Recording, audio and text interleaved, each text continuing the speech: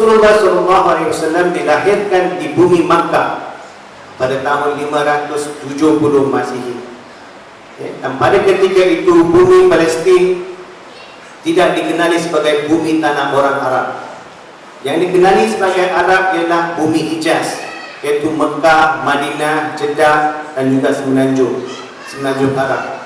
Bumi Palestin tidak dianggap sebagai orang Arab sebab mereka tidak bertutur bahasa Arab.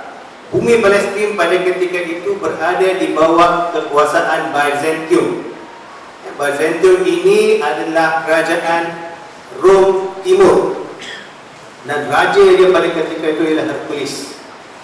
Ketika mana Rasulullah SAW diutus dilahirkan di bumi Makkah pada tahun 570, bumi Palestin berada di bawah kekuasaan orang-orang Kristian Byzantium. Secara official ataupun secara khususnya, secara rasminya, hubungan Rasulullah SAW dengan bumi Palestin adalah ketika Allah Subhanahu wa Ta'ala mengisrakan Rasulullah SAW daripada bumi Makkah ke bumi Baitul Maqdis, dari Masjidil Haram ke Masjidil Aqsa. Dan peristiwa ini Allah Subhanahu wa Ta'ala mencatatkan di dalam Al-Quranul Karim, surah Al-Isra, surah nombor 17 ayat 1 sampai ayat 5. Ini satu peristiwa yang penting. Pasal itu Allah mencatatkan sejarah ini di dalam Al-Quranul Karim. Banyak perkara yang berlaku tetapi tidak dicatatkan secara khusus. Tetapi peristiwa Isra Mi'raj ini Allah Subhanahu wa Ta'ala mencatatkan secara khusus di dalam surah pembukaan surah Al-Isra ayat 1 sampai 5. Tuan-tuan tolong ingatkan surah nombor 17, surah Al-Isra ayat 1 sampai ayat 5. Bismillahirrahmanirrahim. Subhanallazi asra bi 'abdihi lailan minal masjidil haram ilal masjidil aqsa. Dengan dia, kita tak perlu fikirkan apa yang hendak disampaikan Allah di sini.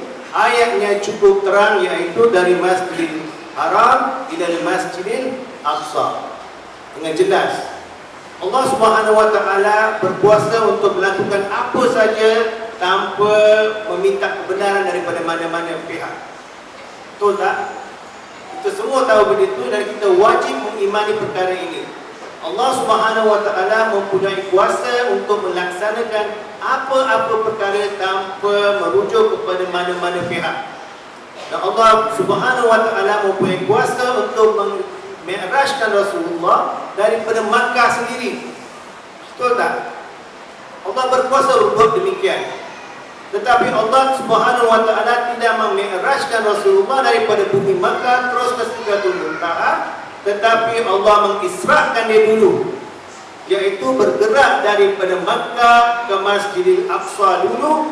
Daripada Masjidil Aqsa lah Allah Subhanahu wa Ta'ala memi'rajkan Rasulullah ke Sidratul Muntaha.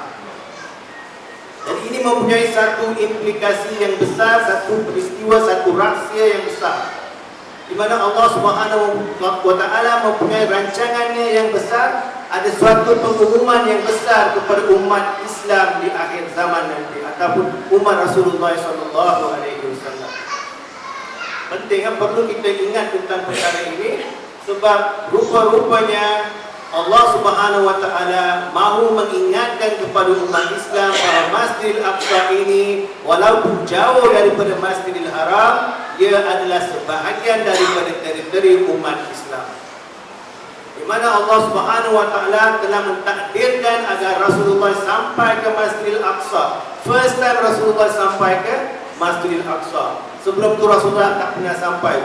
Dia bila sampai baru tahu rupa-rupanya ada satu lagi masjid selain daripada Masjidil Haram di bumi Makkah. Ada satu lagi masjid yang Allah Subhanahu wa Ta'ala mentakdirkan agar dia menjadi sebahagian daripada teritori umat Islam daripada zaman Rasulullah SAW sendiri